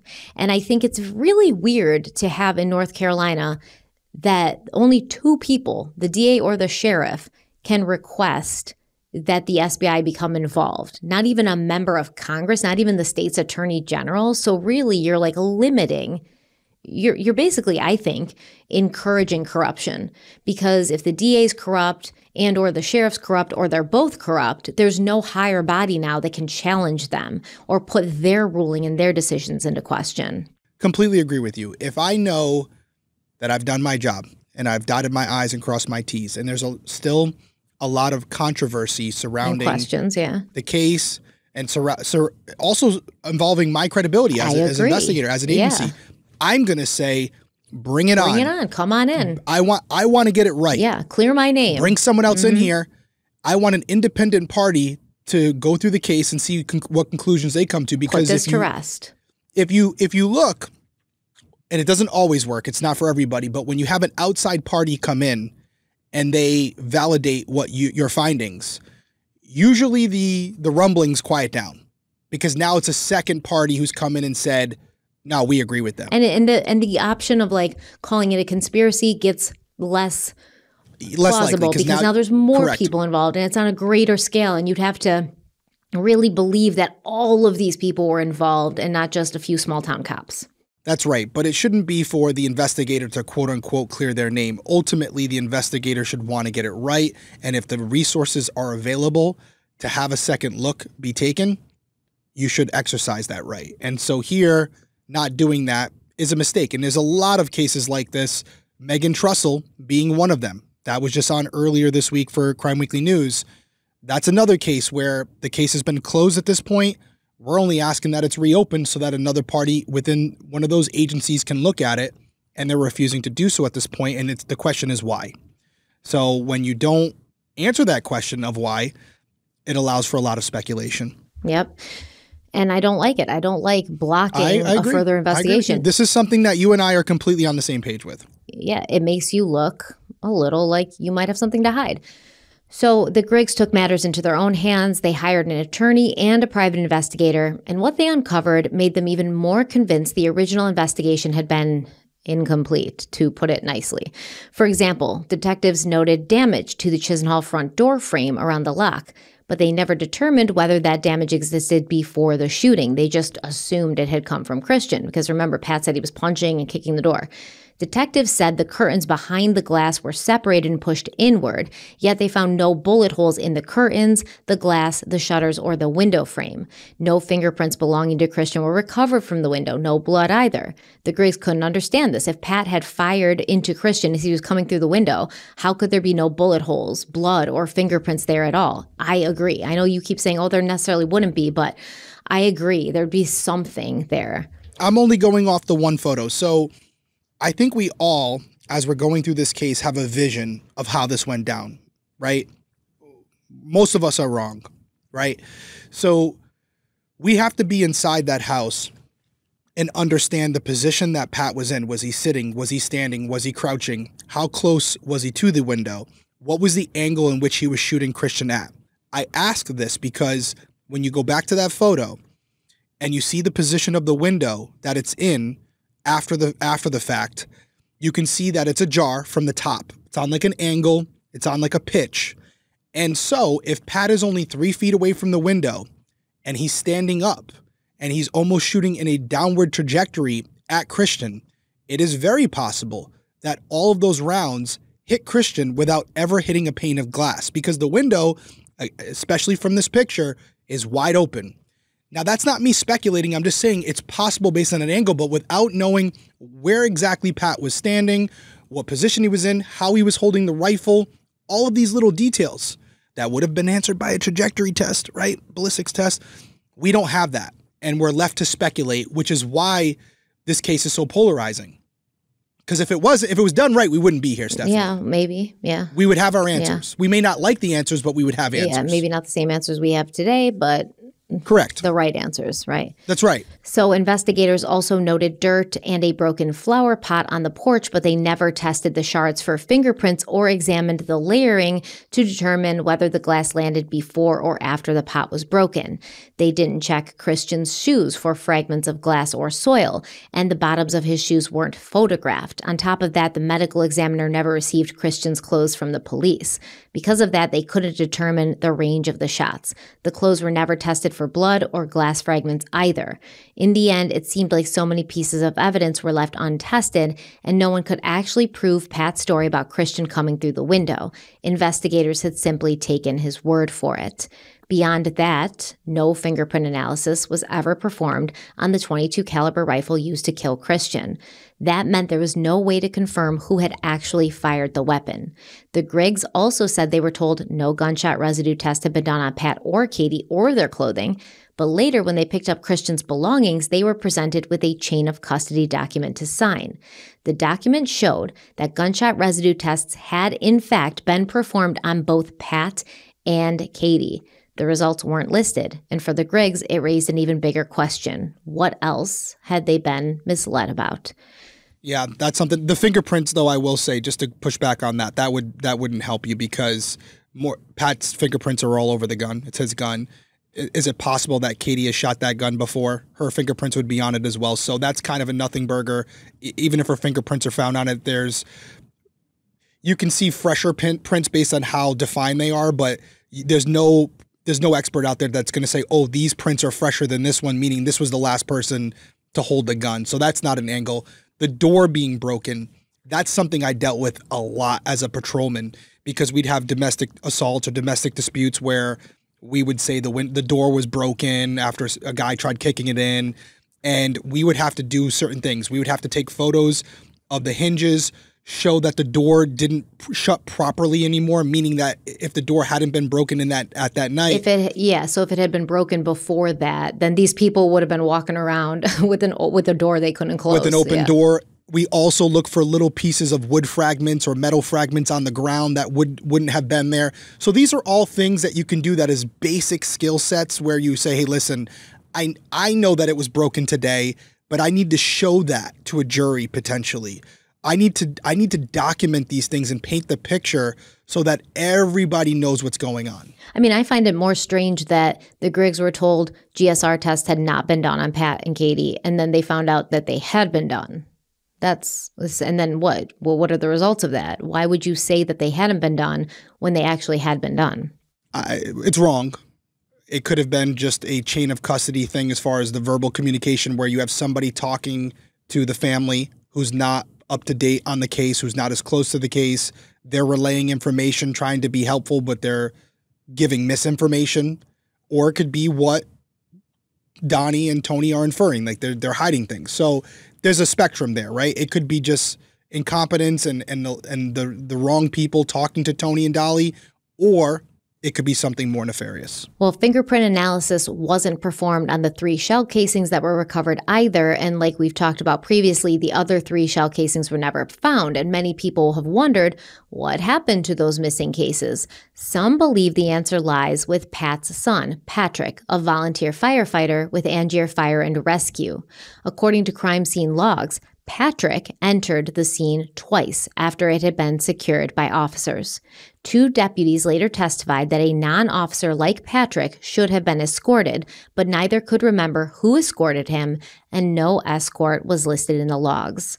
Records show that Patrick signed in at 11:40 a.m., not long after Christian had been rushed to the hospital, and again at 2:45 p.m. He later said he went in once to get medication and another time to secure a dog, but in a deposition, Pat was asked why Patrick would have been there, and he couldn't explain it. Pat admitted he didn't have any emergency medications and wasn't sure where the dog even was at that time. So it's unclear why Patrick was there twice. Some people online have suggested that it was he who may have retrieved the missing casings. But that's only a theory. Nothing has ever been proven in court. But on the note of that theory, why the hell was he allowed to be on the crime scene wandering around? I mean, as a firefighter, but not only as a firefighter, as the son of the person who just shot someone 6 times. And if we absolutely cannot find those shell casings, and they were thoroughly searched for, it does kind of make sense that somebody picked them up. Yeah, somebody picked them up. You would think they would all be found. I've had times where, 10 or 15 shots are fired. I'm only able to find 12 or 13 of the bullets. If they were going to pick them up and hide them, you think they would have picked up all of them and got rid of all of them? Only picking up 3 is not going to help you if you're trying to hide something. I mean, unless those 3 shots were taken from a different place, like maybe... The shell casings wouldn't determine that. Well, they would if they were outside. No, but he shot from inside the house. All the ballistics confirmed it. That's what he said. He said he shot all from Oh, you're saying inside. If the shots were fired, but even the injuries to Christian would have been from inside. You mean outside? Well, shot from inside the house to while he was outside. Yes, but we don't know exactly what happened. Even Pat says he can't remember where he was standing when he fired these shots, but he made it seem as if he was standing all in the same place.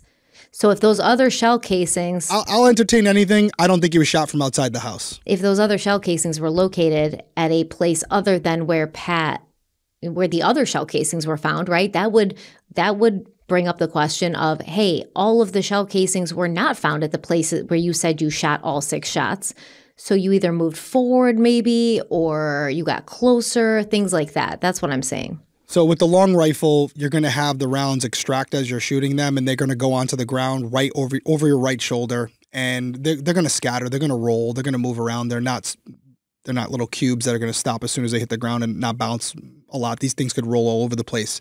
I would say this. If 2 shell casings were found inside the house and the other 4 shell casings were never recovered, I would have a lot more interest in the shell casings that weren't found, because that would suggest that maybe those other 4 shots, the ones to the back, were shot from a different location. But the fact that 3 were found inside and 3 were not located, it's still something that's concerning to me, because I don't understand in a small area like that where how many places could these shell casings go, right? I can't find them in a street area. There's grass, there's mulch, there's sewer drains. There's a lot of places the rounds could go, but where did the shell casings go inside the small proximity? I don't know. Yeah, in this house, yeah. Yeah, but the fact that there was 3 of the 6 found, that says that at least 3 of those rounds were fired from the same location. So unless you believe he fired 2, 1 in the back, went to a new location, fired 3 more in the back, it's harder to believe based on... Or Patrick was in the scene twice, grabbed up more than those 3 shell casings and maybe moved them around. But either way, we do have to acknowledge we have nothing to substantiate this. We're just speculating. I want to initiate the hive mind here because, Derek and I have certain ways of viewing this, but... it's been a long day for both of us. We're tired mentally. The time difference is still messing with us. So I want to hear from you guys as far as the theory of what happened to those 3 shell casings and what could those 3 shell casings be missing signify to you. Let us know. And then Patrick saying he went in to get emergency medication and his father's like, I don't have any emergency medication. I don't know what he means. It's weird. So after learning all of this, Christian's parents became more convinced than ever that their son had been murdered, but there was still many unanswered questions and they didn't have the full picture. Determined to seek the truth, they filed a wrongful death lawsuit against Pat Chisenhall. And through that process, they would uncover new information and find at least some measure of accountability. But that story will have to wait for part 4, which is the final part of this series. So obviously the threshold is a lot lower for a civil case. Was there preponderance of evidence that would suggest Pat was involved or responsible for Christian's death? I think that's an easier threshold to meet. I am interested to see how that one plays out and to see if this case is reopened or not. I have not looked up anything. But my overall takeaway after these 3 parts, there's a few things, a lot of emotions, a lot of thoughts going through my head. First one being, this is a classic case of if law enforcement did their job, if they dotted their I's and they crossed their T's, and they filled those voids that we're being forced to fill right now, we might not have as many questions. We may not be covering this case. Christian's family may not be wanting more in this case. By the way. Well, that's why we cover them, because if everyone did their job, we wouldn't need to follow up on them and ask for more accountability and kind of dissect them all, because the police would just have those answers for us. So when you ask a simple question like, where are those other 3 shell casings? Or where was Christian's body when he was shot? Yeah. Yeah, they would be able to say, here's the reason why we didn't find them. Here's what we think could have happened, right? This is the area we were in. Trajectory rods. Instead of going off Pat's understanding of what happened that day, we would have a ballistics report done by an independent party who would say, here's the diagram of Christian's body. Here's the way we believe the rounds entered his body. They align with the positioning of where Pat was standing, and they would explain why none of the glass was broken. So where am I right now as we're going into part 4? For me, not trying to convince any of you, I feel that Christian was definitely going through some things, definitely struggled with anger issues at minimum. I would only imagine that going through what he went through over in Iraq only exacerbated those things, made him a little worse, probably put him in a bad mental place, which again, completely understandable. So you have someone who's struggling with certain things, and then you have Katie not helping the situation by not allowing him to see his daughter, which is only going to enrage him. And Katie knows that. And Pat knows that. So you have a predicament where Christian is trying to see his daughter. And in his mind, he's doing the right thing because he's a father. He has the right to see his child. He's going to do whatever he can do to see her. And he does do that, but he goes about it the wrong way, in my opinion. If you know these people are against you, you don't want to go over there alone. You want to bring your dad, you want to bring your mother, you want to bring your sister, you want to bring a friend. You want to have an independent party to support whatever happens while you're there, even if it's just verbal comments that are made by both parties. You want to have someone who can support whatever you're going to tell law enforcement if it gets to that point. When Pat and Katie went inside the house, if this is what happened, that's when Christian should have turned around, called the police or called Tony and said, hey, I'm coming home. We're going to the police station. We're filing a report. I'm done with this. If he did, in fact, try to push in the window, which, as I'm sitting here right now, I believe he did, based on his history of getting angry and acting out. I don't think it's a stretch to think that he would have done something like this. At that point, that was a mistake, and I can see how Pat would justify this former soldier who has anger issues, who he's dealt with on numerous occasions, feeling like his life was in danger and firing 2 rounds to prevent him from coming inside and hurting him or hurting his daughter. However, this is where it goes south because he's got tunnel vision. I'm talking about Pat. Christian clearly realizes that he's been shot, attempts to escape to get out of there to prevent further injury. And at that point, for reasons unknown to us, Pat continues to fire in succession 4 additional times, not just once, not just twice, 4 times. And those were the fatal rounds. And that right there is the entire case. Do you believe that those rounds were excessive? And if you do, then this is not a justifiable self-defense castle doctrine case. I do believe those 4 shots were excessive, personally. Well, that's the question for everybody listening and watching right now, because we've talked about a lot. And there is a lot of noise to this case. How far Christian was in the window? Did he kick the door? Yes, it's all important. But at the end of the day, if you want to dilute this down to one question, do you think those 4 rounds were excessive? And if you do, if you answer yes, then this is a homicide. This is a murder. It's not a self-defense claim. It's that simple. There's a lot of questions we're not going to be able to answer, ever. We know that Christian was shot 6 times. Do you believe that those 6 rounds were in succession and Pat was unaware that Christian had turned around? Or do you think that Pat knew at that point Christian was retreating and decided to keep firing because in that moment he was angry, he only saw one thing, and he wanted to make sure that Christian never came back again? If you answered yes to that question, then you have your answer for this case. Okay, well, let's see what happens next week. Wow, that's it? No follow-up, no rebuttal, nothing else. I mean, You agree with what I said, essentially. I mean, that's really what it comes down to, right? Is those 4 rounds. I think those 4 shots were excessive. I personally, like I said, I would have a very difficult time shooting anybody one time, much less 6 times. So you would do it if you had to. I would do it if I had to. I think most of our listeners and viewers would if they had to. But I don't know if I would just keep shooting and not knowing. I mean, especially if Pat and Christian had always had a good relationship, as he claims, right? At some point, you're like, hey, this kid is like my son-in-law. He's the father of my granddaughter.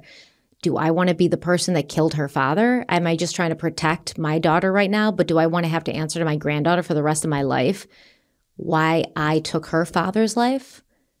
I don't know. It's a hard one. I've talked about my shooting a couple times during this series because it's applicable. I was without a doubt in fear of my life. I had a man running at me with a knife who was only 4 feet away from me when I shot him. I was petrified. I only shot him 4 times. The fact that Pat shot a man 6 times when he wasn't even technically inside the house at that point, I might surprise some of you right now, but I agree with Stephanie. I do think those 4 rounds were excessive.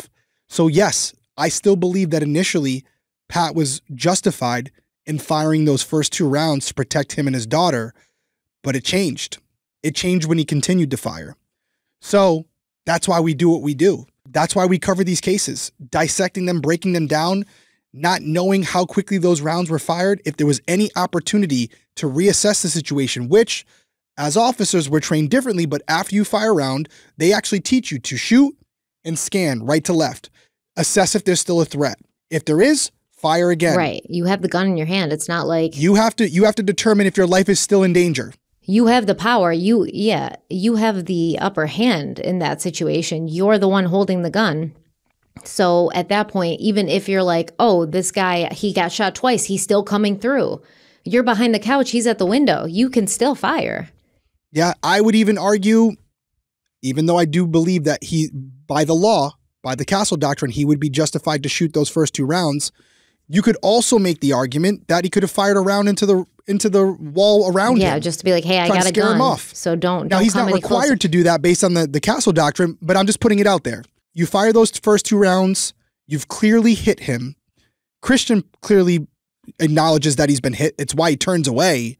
And you continue to fire. And you have to assume, even if it was only a second or 2, that there was a lapse there. Because in order for Christian to turn around, he's not a superhuman, mutant where he's going to spin around instantaneously. Right, exactly. There's going to be a second or 2 delay, which would allow Pat to reassess the situation and say, oh, I got him. He's turning around. We're good. He didn't. Not only did he fire another shot, he fired 4 more shots. Yes. That's a problem. So, yeah, that's where I stand on this. I'm interested to see how the civil case goes. If I have to guess, I would say that Pat's going to be found liable. I guess we'll find out. We will find out. Any other words from you? Nope. Thank you guys so much for being here. I cannot wait to hear what you think about all we've talked about today. Let us know in the comments if you're watching on YouTube. And if you're listening on audio and you have something, that you think would really add to the conversation, go on over to YouTube, subscribe if you haven't already, and tell us. Nailed it. Guys, stay safe out there. We'll see you next week.